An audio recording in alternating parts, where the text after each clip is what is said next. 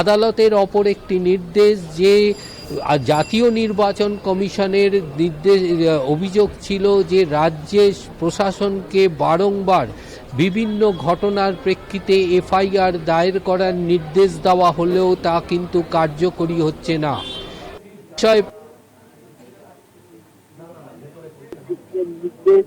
যে রাজ্যের বিজেপিকে এ বিষয়ে একটু হলফনামা জমা দিয়ে জানাতে হবে যে জাতীয় নির্বাচন অভিযোগ সম্পর্কে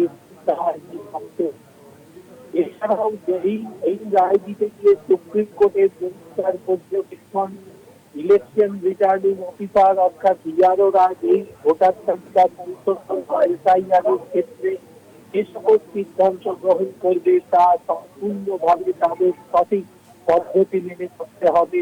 কোনোভাবে কোনো ব্যক্তি বা কোনো প্রতিষ্ঠান বা কোনো সংগঠনের দ্বারা কোনো প্রভাবিত হয়ে তারা করেছে সুপ্রিম কোর্ট। সুপ্রিম কোর্ট পরিষ্কার জানিয়ে দিয়েছে যে মাইক্রো অবজারভাররা শুধুমাত্র এআরও এবং ইআরওদের সহযোগিতা করতে পারবে। অর্থাৎ রাজ্যমন্ত্রী মমতা বন্দ্যোপাধ্যায়ের যে মাইক্রো অবজারভাররা নিয়ে যে অভিযোগ ছিল সেই অভিযোগ কিন্তু আজকে সম্পূর্ণভাবে গ্রহণযোগ্যতা পেল সুপ্রিম কোর্টের নির্দেশিকা। এছাড়াও সুপ্রিম কোর্ট যে রাজ্যের কাছে যে আবেদন জানিয়েছিল, প্রস্তাব জানিয়েছিল যে এই ধরনের ছোটখাটো ভুল ত্রুটির জন্য যে ধরনের অফিসারদের সহযোগিতার প্রয়োজন, সেই অফিসার নিয়োগ করার প্রয়োজন, সেই সুপ্রিম কোর্টের অফিসার নিয়োগ করার প্রয়োজন, সেই সুপ্রিম কোর্টের সেই প্রস্তাব মেনেই আজ ৮৫০৫ জনের তালিকা সুপ্রিম কোর্টে জমা পড়ল। জেলা ভিত্তিক সেই তালিকা জমা পড়ল। এক্ষেত্রে সুপ্রিম কোর্টের প্রশ্ন ছিল যে প্রত্যেক বিধানসভা অর্থাৎ বিধানসভার ক্ষেত্রে ২৯৪টা বিধানসভার ক্ষেত্রে যে ধরনের অবজারভার পার বিধানসভায় কতজন মাইক্রো অবজারভার থাকা প্রয়োজন বা এআরও থাকা প্রয়োজন। এক্ষেত্রে জাতীয় নির্বাচন কমিশন জানিয়েছে যে এআরও সংখ্যা ৩ থেকে ৪ হওয়া উচিত এই ধরনের বিধানসভা নির্বাচনের ক্ষেত্রে, এই সংশোধনের ক্ষেত্রে। সামগ্রিকভাবে সুপ্রিম কোর্টের যে নির্দেশিকা তা কিন্তু রাজ্যের যে সমস্ত অভিযোগ ছিল সেই অভিযোগকে মান্যতা দিয়েই কিন্তু সুপ্রিম কোর্ট এই নির্দেশিকা জারি করেছে।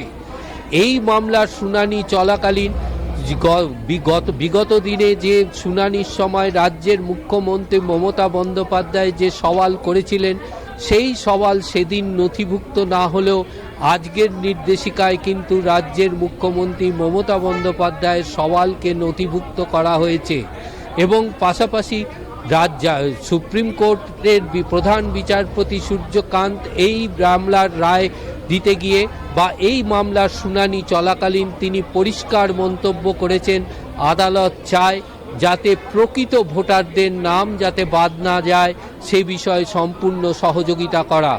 এছাড়াও সুপ্রিম কোর্ট যাচাই পর্বের সময়সীমা ১ সপ্তাহ বৃদ্ধি করেছে। অর্থাৎ ১৪ই ফেব্রুয়ারি যে ফাইনাল তালিকা প্রকাশের যে নির্দেশিকা ছিল তা কিন্তু পিছবে, এ বিষয়ে কোনো সন্দেহ নেই।